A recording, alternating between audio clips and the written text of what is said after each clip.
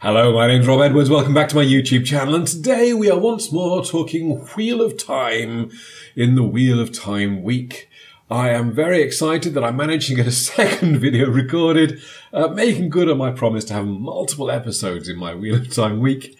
And today's episode is going to be looking at my favourite characters, my top 5 favourite characters, plus a couple of honourable mentions for the Wheel of Time, or more specifically, for the Eye of the World, the first book of the Wheel of Time. As for spoilers, this one's a bit of a difficult one to judge. I'm not going to come out and here tell you that so-and-so is my favourite character because of this epic surprise that we get at the end of the book or anything like that. That's not what I'm going to do. However, if you think that me saying character X is one of my favourite characters in the series but doesn't really get to do very much until book 3, then that's probably a spoiler, and that is the sort of thing I'm going to talk about today. If you want to worry about me saying that a particular side character that looks like they aren't going to be important in book 1 suddenly becomes a major favourite of mine later on in the series, I might talk about things like that. So, no plot spoilers except for me ranking characters, suggesting relative importance to the plot, essentially. If you think that's the sort of thing that you're okay with, then let's get to it.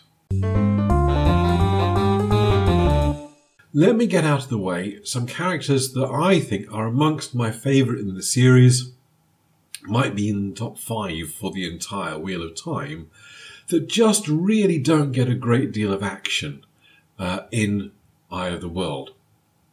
Now, interestingly, at least one of these may be different when it comes to the show. Because one of the characters I want to talk about that doesn't really get to be who they become later in the series is Matt. And I think that Matt is a brilliant character. He is probably in the top 5 for the entire series, but he never really gets enough focus. We don't get much in the way of point of views, if anything, from him during the entire first book, and as a result, we don't really get to connect with him, not the Matt that he becomes later in the series anyway. So he can't make my list for the Eye of the World, despite the fact that he is absolutely near the top for the entire series. Likewise, fleeting cameos in the first book for Min and Elaine, and both of them become favourites of mine later in the series, possibly Min more than Elaine. But again, we don't see almost anything of them in the first book, and I don't think we're seeing Elaine at all in the first series. So they are my missed opportunities, really. These are the characters who don't really make it for me in the first book, but I grow to love them a lot during later books in the series. And likewise, a couple of honourable mentions, really. A couple of characters who are definitely important to the series. One of them even gets some point of view chapters. But again, because the focus is where it is in the first book, we don't really see enough of them to rank in my top 5. They're great characters, but again, we don't see enough in the first book. One of the great things about having 14 epic books in your series is that we do get to focus attention on different characters at different times. And both Perrin and Lan are great characters. I love these characters. Perhaps, again, ebbs and flows during the series, depending on exactly what they're doing and what their plot lines particularly involve at that moment. But in Eye of the World, neither of them really...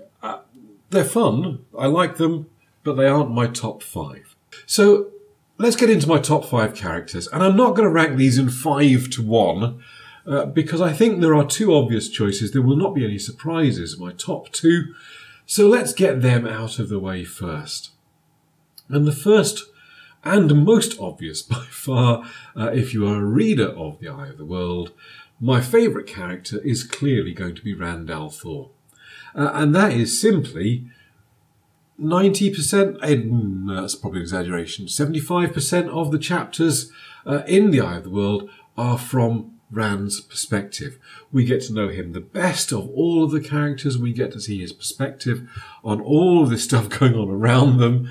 We get to see his determination against pretty long odds at various different times during his story. We get to see his rather wonderful wool-headedness. And we do have this really interesting relationship he has with his father, which I think is something which drives him as a character, certainly during the first book. And I liked all of this. And yes, as a result, Rand is probably my favourite character in Book 1. That's not true throughout the rest of the series necessarily. He has moments where I think he's brilliant, but other moments where he's more problematic. My second favourite character in The Eye of the World should be obvious, really, and I suspect it's going to be even more obvious by the end of the first season of the television show. Because Moraine is being played by Rosamund Pike. It's clear from a lot of the trailers she is going to be one of the main characters. And you know, there are lots of main characters in The Wheel of Time, but in terms of whose focus we are going to be in for this first season, I suspect, I don't know for sure, but I suspect we are going to spend a lot of time with Moraine in this. On top of that, of course, she is mysterious, tricksy, wise, and epically powerful, or at least so it seems in Book 1. We learn later on that there are people who eclipse her in power, let's put it like that. But certainly in Book 1, she is this powerful authority within the narrative, and that makes her a really fascinating character. And although Lan only made an honourable mention, her relationship with Lan is also an interesting one. The relationship between Aes Sedai and Warder is fascinating. The role of Aes Sedai in the world of Wheel of Time is brilliant, and, you know, Moraine is our main example of that through most of the book. So she really is a central and favourite character of mine throughout The Eye of the World. So, those are the two obvious ones. That leaves me 3 spots left on my top 5 list. And in no particular order, let me talk about who they are. And actually, before I get into this, let me just, if it's not clear, this is from the books. We may see different characters come to the fore in the show, and that's fine. That's only to be expected, really. That is what I would anticipate the show to do in its adaptation. So the characters who I love the most in The Wheel of Time, Eye of the World, beyond Rand and Moraine, are Tom Merrilin, the gleeman, the showman, the party bard. Not really, but he's a wonderful presence, a sort of avuncular presence to the Emondfield Five. He is very protective of all of the kids. He is a fascinating character with his own backstory, which is only really hinted at in Eye of the World, but interesting all the same. And he is a presence of light and fun and confidence, I guess is a word, throughout his scenes in the book for Eye of the World, and I really enjoy him. And I think it's going to be really interesting to see his performance in the show, because we are presumably going to get more of a connection to his performance skills in the TV show. It's, you know, one thing to read how brilliant a performer he is on the page, but to experience it, I gather the guy playing Tom is a talented musician in his own right. So I'm really looking forward to seeing what we see of Tom in this series. Although I do wonder how much of him we're going to see in season 1. Loyal, the Ogre. We won't meet him until very late in the series, I expect, but he is definitely a favourite of mine. His interactions with Rand when you first meet is brilliant. I love his sort of slow thinking, studious, calm, but childlike despite being older than every character in the group. Essentially, not quite every character, most of the characters in the group. I think is a really interesting way to take him, and I'm really looking forward to finding out how this performance stacks up when we get to meet Loyal in the show. But he is a favourite character of mine, and that is true for all of the books he is a main character, or that he is a featured character in. He does tend to disappear from a few books later on. When we get plenty of Loyal, he is really a favourite of mine. Great. So, if you've been paying attention and you know any Wheel of Time, you've probably worked out who gets the number 5 slot, or the 5th slot in my list, not necessarily 5th ranking in my list. I actually ummed and ahed about this one a bit.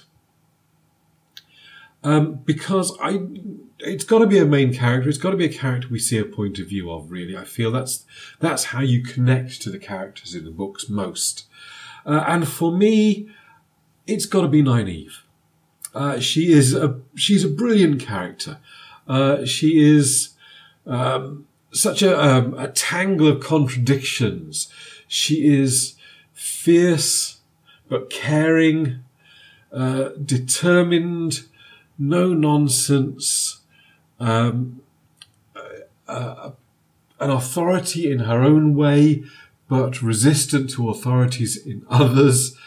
She is a fascinating tumble of contradictions and flaws and strength, and Nynaeve is great. I don't think actually Eye of the World is her best showing. I think we get more of her later on, which improves her, which shows how good a character Nynaeve is, because despite the fact that she could easily fit into the doesn't really shine in this book compared to some of her other appearances, she still makes my top 5. I think Nynaeve is brilliant. And there is one character that I haven't really mentioned at all in all of this. The last of the Emmonsfield 5 doesn't make my list of favourite characters or honourable mentions, and not even why it doesn't shine in this book. And that is Iguane. And I suspect Iguane is going to be a much more interesting central character in the TV show. I'm really looking forward to seeing what we get of Iguane in Series 1. I found Iguane in Book 1 kind of annoying, if I'm honest. And part of that is going to be redefined slightly because of her relationship with Rand. Iguane has some brilliant moments in this series. There are times when Iguane has my sympathy, she has my support. There are times when I am cheering her on. But the Eye of the World is not one of them. And it's going to be really interesting to see whether the series is going to fix that. Anyway, thank you very much for watching. I am really looking forward to recording my 3rd video in this Wheel of Time week, which is going to be a look at the way people swear in the Wheel of Time, and that is going to be a lot of fun to record, I expect. So I'm looking forward to recording that. You will absolutely get that sometime this week, possibly not tomorrow, but sometime this week. And until then, cheers.